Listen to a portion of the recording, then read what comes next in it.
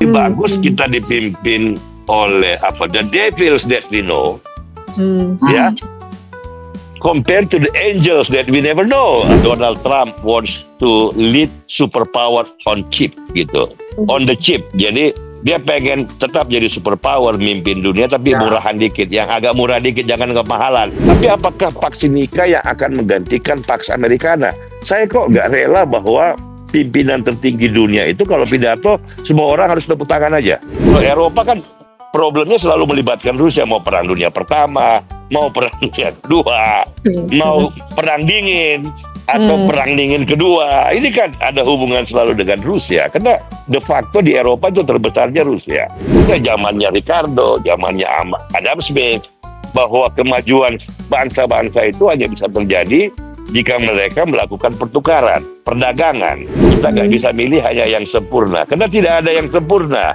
dalam kehidupan politik dan geopolitik.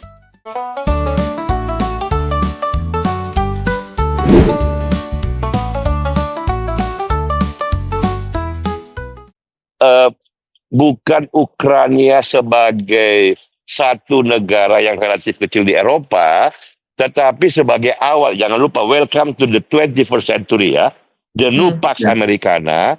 Jadi sebagai arsitektur awal bagaimana sih mengatur geopolitik. Contohnya sekarang ini ada Ukraina, karena kan masih ada Baltic States, masih ada Polandia, masih ada Hungaria, masih ada Turki. Look, kita juga masih ada problem di Gaza, ada Iran. Kita nggak tahu apa yang terjadi di Afrika. Karena itu apa yang dilakukan di Ukraina sekarang comparable to history, kira-kira akhir tahun atau pertengahan tahun 40-an ya di Eropa, atau akhir abad dekade kedua, abad 20 di Eropa habis Perang Dunia Pertama, perjanjian Versailles, atau akhir Perang Dunia Kedua, kita bagaimana mengatur keseimbangan baru. Nah, barangkali ya, saya nggak tahu. Sejarah kan kalau kita lihat hari per hari agak susah nebaknya. Tetapi kita hanya bisa mengerti apa yang terjadi seminggu ini, 2 minggu ini, atau 2 minggu ke depan. Itu kalau kita barangkali setelah 10 tahun, 20 tahun. Bisa mendudukkan persisnya. Mel, sampai sekarang orang masih berdebat, Mel. Apa penyebab Perang Dunia Pertama tahun 1914? Ya. Itu yang Sarajevo itu bukan sih? Iya, yang Sarajevo yang 2014. Kalau Hitler kan Perang Dunia Kedua. Bayangkan saja kalau sejarawan mau memberikan makna apa yang terjadi hari ini di Ukraina dan apa yang terjadi di Ukraina dengan arrangement baru. Para historian yang terdepan yang saya ikutin pemikirannya berusaha memberikan kerangka. Tetapi semua orang sadar history is in the making. Nggak gampang memberikan makna. Tapi kita bisa feel. Kita bisa kalau kita sudah belajar. Kan Thucydides. Perang Peloponnesia perang antara Athens dan Sparta gitu kan. Perang antara Roman Empire. Perang antara Persian Empire. Perang antara Henry ke-8, Louis ke-13, Louis ke-14. Ini kan sejarah panjang. Konflik itu kan selalu menjadi bagian dari sejarah. Nah ini bagaimana kita menyelesaikan konflik di Ukraina. Barangkali kalau kita melihat perspektif baru ya, di mana Trump adalah pertanda datangnya zaman baru. Suka apa nggak suka ya, bisa bad or good. Kita nggak tahu. Tetapi barangkali penyelesaian Ukraina ini satu awal dari satu arsitektur baru di dunia, di mana negara-negara Eropa, jangan lupa, ini penting banget nih, negara Eropa memposisikan dirinya, Amerika memposisikan dirinya, Rusia bagaimana, sepanjang sejarah kan Rusia, kalau Eropa kan problemnya selalu melibatkan Rusia, mau Perang Dunia Pertama, mau Perang Dunia Kedua, mau Perang Dingin, atau Perang Dingin Kedua. Ini kan ada hubungan selalu dengan Rusia. Karena de facto di Eropa itu terbesarnya Rusia. Nah, jangan lupa kemarin juga bagaimana Cina. Kalau Amerika mau menarik diri dari Perang Dunia, apakah penggantinya Pax Sinica? Pax Amerika menjadi Pax Sinica. Rela nggak dipimpin oleh Pax Sinica, di mana Beijing adalah pusat diktatoran kapitalis. Jadi kalau authoritarian kapitalisme gitu. Mau nggak dipimpin dunia dipimpin oleh autokrasi? Trump sejelek-jeleknya Trump kan dia pemimpin demokratis, lihat aja dia berpidato di Kongres kan. Sebagian setuju, sebagian nggak setuju. Kalau di Beijing Xi Jinping pidato, ya kalau ada yang nggak setuju masuk penjara ya langsung. Gitu loh. Apakah Paksinika kita biarkan menjadi ya saya senang dan mengagumi teman-teman kita, pemimpin Cina, rakyat Cina, keberhasilan mereka dalam ekonomi luar biasa. Tetapi apakah Paksinika yang akan menggantikan Pax Americana? Saya kok nggak rela bahwa pimpinan tertinggi dunia itu kalau pidato semua orang harus tepuk tangan aja. Kalau nggak tepuk tangan di penjara. Nah yang bagus kan kayak di Kongres, suka apa nggak suka. Yang setuju pada Trump standing ovation, yang nggak setuju diam, pakai plakat lagi, pakai apa?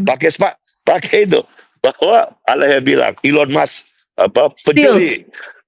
Ya, mencuri dong, steal itu mencuri. Mencuri. Nah, itu demokrasi, Mel. Lebih bagus kita dipimpin oleh the devils that we know, ya, compared to the angels that we never know. Artinya lebih bagus penjahat yang sudah kita kenali kejahatannya, atau orang jelek yang sudah kita tahu kejelekannya, ketimbang kita bermimpi dapat bidadari, dapat dewa yang baru, ternyata dewanya juga mukanya lebih bopeng lagi dibanding dewa yang lama, gitu loh. Nah ini hidup dunia kan kayak gitu, Pak Dayat. Kita nggak bisa milih hanya yang sempurna, karena tidak ada yang sempurna dalam kehidupan politik dan geopolitik. Mungkin gini Mas, Amerika nggak mau juga melepaskan kepemimpinan dunia, cuma mungkin dia bosan aja semenjak akhir perang dunia satu, perang dunia dua, dia hadir sebagai sinterklas dunia perdamaian ekonominya. Nah sekarang apalagi ketika mengikuti aspirasi kelompok kanan yang merupakan basis Partai Republik, bosan juga nih. Barangkali hanya itu aja. Ya, mungkin ada kata orang bahwa Donald Trump wants to lead superpower on chip gitu, on the chip. Jadi dia pengen tetap jadi superpower, mimpin dunia tapi murahan dikit, yang agak murah dikit, jangan kemahalan. Kita ekonomi kita juga lagi agak berat nih, gitu loh. Pax Americana tapi Pax Americana on the chip, gitulah. Jadi ya udah. Tipe light ya. Kalau kemarin NATO kita bayarin, ini kita bayarin. Sekarang Jerman lu bayar sendiri dong. Sekarang Inggris lu kontribusi lebih banyak dong. Itu kira-kira kayak gitulah. Foreign polisinya dalam soal Ukraina menurut saya bagus, breakthrough. Kalau memang Ukraina bisa berdamai dengan upaya terakhir ya kita bicarakan nanti, barangkali panitia Nobel mungkin akan berdebat, pantas nggak orang yang mengusulkan dan mengupayakan perdamaian Ukraina itu dapat hadiah Nobel. Ya kalau saya sih orang Eropa pasti nggak mau kasih Nobel kepada Trump. Tetapi kan bisa dibayangkan perdebatan di Swedia itu. Bagaimana? Apakah pantas kalau terjadi perdamaian di Ukraina ya? Kalau terjadi kan pasti berdebatnya itu pantas nggak di Trump? Seperti Obama. Obama kan dapat Nobel Prize, Peace Nobel Prize kan? Pasti akan berdebat tuh. Pasti 99,9% panitia Nobel merasa nggak pantas. Tetapi para orang yang membaca sejarah dari Kautilya sampai Thucydides sampai Machiavelli sampai Henry Kissinger akan berkata orang-orang di Swedia, my friends, think about it gitu loh. Karena breakthrough di Ukraina itu hanya mungkin datang dari dewa-dewa mabuk dengan kekuatan penuh tetapi pro perdamaian. The peacemaker. Intinya adalah bahwa kalau soal Ukraina mudah-mudahan akan selesai, tetapi kan ini satu potret baru, tata dunia yang baru, ya, arsitektur geopolitik yang baru lagi disusun di situ. Kita kan nggak mau dunia ini dipimpin oleh Aksis Moskow Beijing. Keduanya kan otokrasi. Ya. Jadi pilihan kita hanya Pax Americana untuk sementara, di mana keterlibatan orang-orang yang negara-negara yang bagus seperti Prancis, ya ada Macron, Inggris Keir Starmer, Meloni Italia, ya tadi Justin Trudeau Kanada. Mudah-mudahan lah koalisi ini coalition of the willing lagi nih, Mel. Coalition of the willing ini dalam mengatur dunia kan kita butuh. Kita Indonesia ini negara besar yang juga sedang merangkak naik gitu loh. Kita juga butuh stabilitas dunia yang relatif permanen. Tidak pernah ada stabilitas yang sempurna. Kita kan masih mau membangun. 100 juta orang warga kita juga masih dalam garis batas kemiskinan yang naik turun gitu loh. Kita kan pengen maju cepat juga. Kan kita nggak bisa maju cepat dalam dunia yang bergolak di mana perdagangannya orang autarkis. Di mana semua negara menjadi merkantilis atau neo-merkantilis gitu loh. Mengingkari kaidah-kaidah ekonomi yang sehat yang sudah ditunjukkan sejak zamannya Ricardo, zamannya Adam Smith, bahwa kemajuan bangsa-bangsa itu hanya bisa terjadi jika mereka melakukan pertukaran, perdagangan. Dan itu sudah dibuktikan oleh Amerika sendiri, memimpin Pax Americana setelah Perang Dunia Kedua. Jepang maju, Jerman kembali maju, Korea Selatan maju, Taiwan maju, kita ikut maju, Singapura maju, Malaysia maju, begitu banyak negara-negara yang miskin menjadi negara maju. Kita terima kasih, sebagaimana Zelensky terima kasih kepada Amerika, bahwa Amerika memimpin not bad at all, gitu loh, kata Ronald Reagan.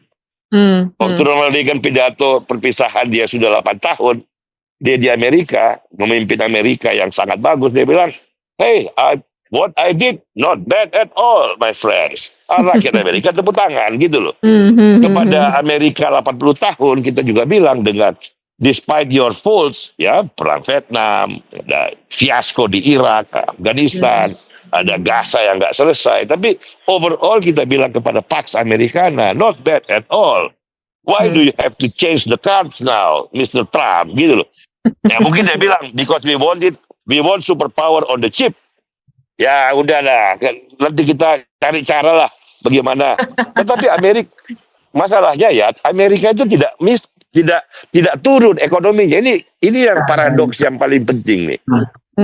Trump mengeluh bahwa Amerika dalam kesulitan, padahal secara indikator ekonomi, Amerika itu negara maju dengan pertumbuhan ekonomi paling cepat dibandingkan negara maju yang lain.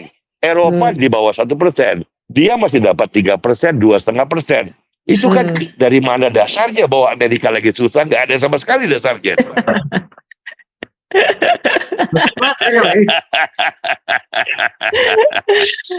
Jadi gitu.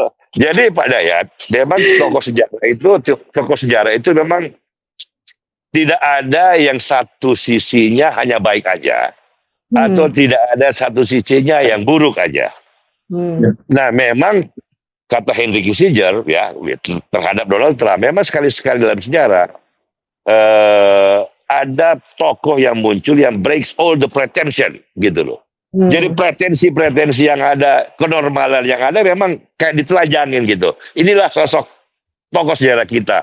Di satu sisi dia ada, ya orang bilang lah, ya itulah manusiawi, ya itu manusia gitu loh, ada baiknya ada buruknya. Coba masalahnya dia di puncak kekuasaan tertinggi dunia dan itu aja masalahnya gitu loh. Seandainya dia bintang TV aja, orang senang nih lihat aktor yang multidimensi. Tapi dia ini pemimpin nomor 1 dunia, dia menentukan arah perjalanan umat manusia di dunia ini. Iya, benar. For good or for bad, for good or for bad. Itulah kira-kira.